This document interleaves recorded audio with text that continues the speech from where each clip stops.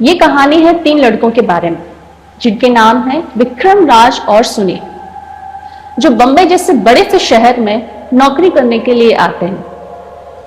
कुछ मुकाम पाने के लिए दिन रात यहाँ वहां दर बदर भटकते रहते हैं, लेकिन उन्हें इस बात का अंदाजा नहीं था कि कुछ पाने के लिए उन्हें कितनी परेशानियों से गुजरना पड़ेगा, क्योंकि उन्होंने गांव में एक छोटे से कॉलेज में ही उन्होंने अपनी पढ़ाई पूरी की थी।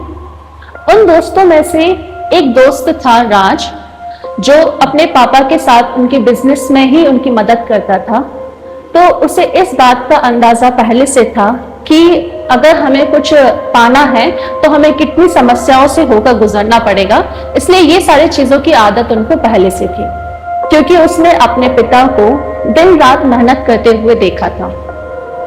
फिर ये तीनों दोस्त नौकरी की तलाश में सुबह से लेकर शाम तक भटकते रहते हैं, पर ना तो उन्हें कोई नौकरी मिलती है और ना ही कोई रहने का ठिकाना। फिर थक हार कर मायूस होकर वो एक छोटे से होटल में जाते हैं और वहां पे खाना पीना खाते हैं। अब उनके पास ना तो कुछ इतने ज्यादा पैसे थे, सिर्फ 1-2 दिन की व्यवस्था करके वो अपने घर से निकले हुए थे। उन्होंने सोचा था कि जैसे ही वह बम्बई जैसे बड़े से शहर में जाएंगे और अचानक से कोई चमत्कार हो जाएगा और उनको नौकरी मिल जाएगी, पर ऐसा कुछ भी नहीं हुआ। फिर थोड़ी देर मायूस होकर वह एक बिल्डिंग के नीचे जाकर बैठ जाते हैं। घंटे 2 घंटे बैठे रहते हैं, तब अचानक से उस बिल्डिंग के चौकीदार की नजर उन तीनों लड़कों पर पड़ती है। अब जैसे ही चौकीदार उन लड़कों को देखता है और अचानक से चिल्ला देता है, कौन हो तुम लोग, यहाँ पे क्यों बैठे हुए हो? तो वो तीनों लड़के अचानक से घबरा जाते हैं और खड़े हो जाते हैं। फिर वह लड़के अपनी सारी कहानी उस चौकीदार को बताते हैं कि हम यहाँ से आए हैं, इस तलाश में आए हैं और ना हमारे पास रहने के लिए कोई ठहर ठिकाना है।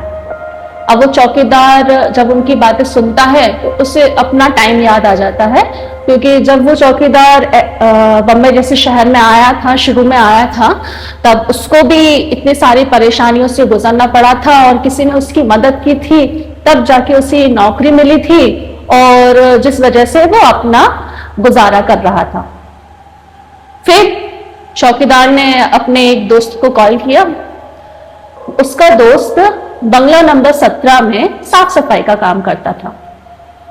उसके दोस्त ने फोन पे उसे बताया कि मेरे जो मालिक हैं वो हफ्ते भर के लिए विदेश गए हुए हैं, तो मैं कुछ टाइम के लिए तुम्हारी मदद कर सकता हूँ।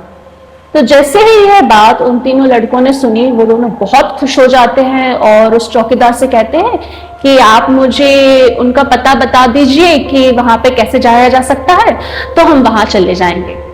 चौकीदार बोलता है कि रात के समय वहां पर कोई साधन नहीं है कि आप वहां जा सके, क्योंकि वो बंगला यहाँ से थोड़ा दूर है। एक काम करते हैं, आज रात आप यहीं पे अपना रात बिताइए, हम कल सुबह मैं तुम्हारे साथ चलूंगा और उस बंगले में तुम्हारी मुलाकात उस आदमी से करवा दूंगा। तो जैसे ही अगले दिन सुबह होती है, वो तीनों लड़के उस चौकीदार के साथ उस बंगले में जाते हैं। फिर वहां का जो साफ सफाई करने वाला आदमी होता है, वो उनको एक गेस्ट रूम में बैठा देता है।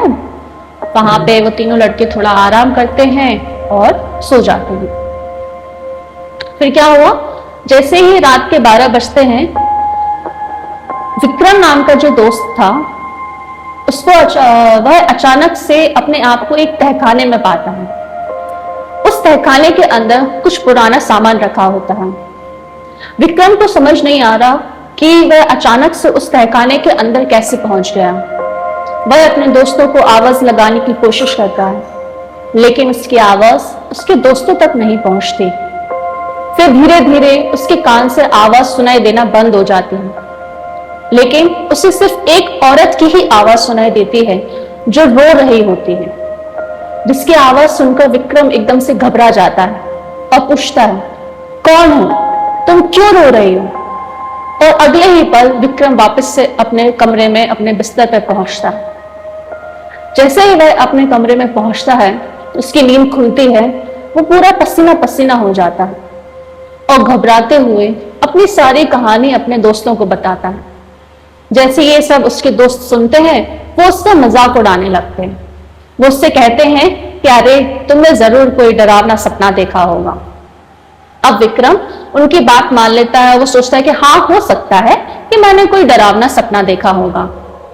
फिर अगले दिन सुबह फिर वही तीनों दोस्त नौकरी की तलाश में निकलते हैं, लेकिन जैसे ही वह घर के बाहर निकलते हैं, एक औरत उन तीनों लड़कों को एक लेटर देके जाती है और उससे बोलती है कि अगर आप इस पते पे जाएंगे तो आपको नौकरी मिल जाएगी। वो तीनों दोस्त सोचने लगते हैं कि इस औरत को कैसे पता कि हम नौकरी की तलाश में यहाँ पर आए हुए हैं। उन्होंने सोचा हो सकता है कि भगवान कोई चमत्कार कर रहा होगा, हमारी मदद के लिए किसी को भेजा होगा। ये सब सोचकर वो तीनों लड़के उस पते पर पहुंचते हैं। जैसे ही वो उस पते पे जाते हैं तो वहां पे एक बहुत बड़ा ऑफिस होता है। उस ऑफिस के गेट पर उसने वो लेटर वहां के गार्ड को दिया। उस गार्ड ने वो लेटर वहां के मैनेजर को दिया। मैनेजर ने जैसे ही वो लेटर खोला, उसमें वहां के हेड का, वहां के बॉस के सिग्नेचर थे। वो मैनेजर सोचने लगा कि ये लेटर बॉस के सिग्नेचर के थ्रू आया है, हो सकता है कि ये उनकी कोई पहचान का होगा। तो जैसे ही वो मैनेजर उन लड़कों के पास जाता है और उनसे पूछता है कि ये लेटर आपके पास कहां से आया है, किसने दिया, तभी विक्रम अचानक बीच में बोल पड़ता है कि वो मेरे फ्रेंड है, उन्होंने हमें यहाँ पर भेजा है। अब मैनेजर ने सोचा कि बॉस ने भेजा है तो हम उनसे कोई सवाल नहीं कर सकते, मजबूरन उसे उन्हें नौकरी देना पड़ी। फिर वो मैनेजर उनको काम की साइट पर उनको लेकर के जाते हैं। तभी विक्रम एक दूसरे रास्ते पे मुड़ जाता है और वह उस बॉस के चैम्बर में जाने लगता है। जैसे ही वो उस बॉस के चैम्बर साइड जाता है, उसका मैनेजर एकदम शॉक्ड हो जाता है। वो सोचता है कि ये विक्रम अचानक से वहां कैसे जा रहा है, और विक्रम उस चैम्बर में जाके वहां का गेट उसके पासवर्ड के थ्रू ओपन करता है, जो पासवर्ड सिर्फ उसके मैनेजर और उसके बॉस को पता होता है। फिर अचानक से ही मैनेजर के पास उसके बॉस का कॉल आता है। उसका बॉस उस मैनेजर से बोलता है, क्या किसी ने मेरा लैपटॉप ओपन किया है? उसका मैनेजर वो सारी कहानी बताता है कि 3 दोस्त आए हुए थे और मैंने आपका सिग्नेचर देखकर उनको काम पे रखा। वो बॉस उस मैनेजर को बहुत चिल्लाता है, अरे ये क्या कर रहे हो, जल्दी से उसको रोको वरना हम बर्बाद हो जाएंगे। तो मैनेजर घबराते हुए जल्दी से उस विक्रम के पास जाता है, तो वो देखता है कि विक्रम वहां पे बेहोश पड़ा मिलता है। वो मैनेजर अपने गार्ड्स को बोलता है कि इसको उठाओ। उसको उठाते हैं, जगाते हैं। मैनेजर उससे गुस्से में पूछता है कि तुमने ऐसा क्या किया कि मेरे बॉस मुझ पे गुस्सा कर रहे हैं? लेकिन विक्रम को कुछ भी याद नहीं रहता। मैनेजर विक्रम से बोलता है, तुमने ऐसा क्या किया जो मेरा बॉस मुझ पे इतना गुस्सा हो रहा है? विक्रम को कुछ भी याद नहीं रहता। उसे ये भी याद नहीं कि वह अपने बंगले से यहां तक कैसे आया। दरअसल वो बंगला उसी बॉस का था। उस बॉस ने वो बंगला एक लड़की को गिफ्ट किया था, जिसके साथ वह वहां पे कुछ समय भी बिताते थे। लेकिन वो जो बॉस था वो पहले से शादीशुदा था, और शादीशुदा होने के बाद भी वो उस बंगले में एक लड़की के साथ रहता था। लेकिन उसे इस बात का भी डर रहता था कि कभी ना कभी ये सच्चाई उसकी पत्नी को पता हो जाएगा तो कितनी परेशानी आ सकती है। इस कारण से उस बॉस ने उस लड़की की कुछ अश्लील वीडियो और फोटोज बनाकर रखी हुई थी। जैसे ही ये सारी बात उस लड़की को पता चली, उस लड़की की उस बॉस के साथ बहुत बहस हुई, और बहस होने के कारण उस बॉस ने जैसे उस लड़की को धक्का दिया, तो वो जब लड़की नीचे गिरी, उसको सर में चोट आने की वजह से उसकी वहीं पे डेथ हो गई। जैसे वह विक्रम के बॉडी के अंदर जाती है, वो अपने सारे काम विक्रम से करवाती है। वह उसे अपने बॉस के ऑफिस में जाती है और उसके ऑफिस में जाकर वह अपने बॉस सारे काले करतूतों को इंटरनेट पर वायरल कर देती है, जिस कारण विदेश में होने पर भी उसके बॉस को वहां पे गिरफ्तार कर लिया जाता है।